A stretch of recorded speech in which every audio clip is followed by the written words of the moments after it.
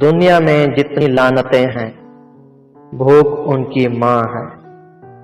پتی کا گھر قید خانہ ہی سہی، اور یہ عورتیں بھی تو اس قید خانے کا داروغہ بن کر آتی ہیں۔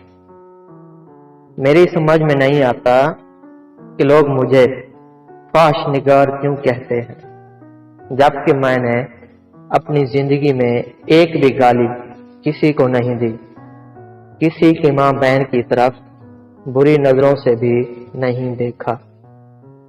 اگر یہ معاشرہ کوٹھے پر جانے والے بے غیرت اور شہوانیت سے بھرے لوگ پیدا کر سکتا ہے تو اس معاشرے سے رنڈی پیدا کرنے پر حیرانگی کیوں ہوتی ہے؟ جب تک خریدار موجود ہوں گے بازار میں مال آتا رہے گا۔ آنسو آنکھوں کا پسینہ ہے، اور مزدور کی پیشانی صرف اس صورت میں مزدور کی پیشانی ہو سکتی ہے جب اس پر پسینے کے قطرے چمک رہے ہوں، اور عورت کی آنکھیں اس صورت میں عورت کی آنکھیں ہو سکتی ہیں جب آنسوں سے بھری ہوئی ہوں۔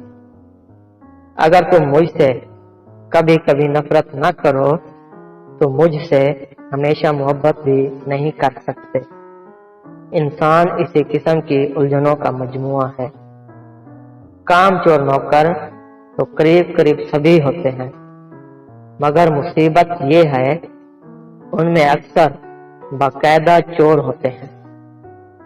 لوگوں کو یہ شکایت ہے کہ مجھے ایسے لوگ کیوں پسند ہیں جو ضرورت سے زیادہ برے ہوتے ہیں۔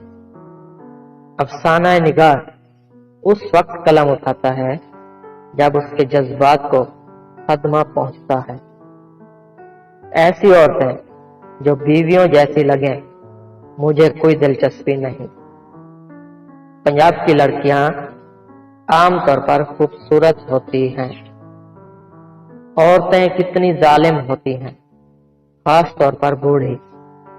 زخم تازہ ہوں یا پرانے، کیا مزے لے لے کر کریدتی ہیں۔ اچھی یادوں کو دل میں ہی رکھنا چاہیے، ان سے لوگوں کو کوئی غرض نہیں ہوتی۔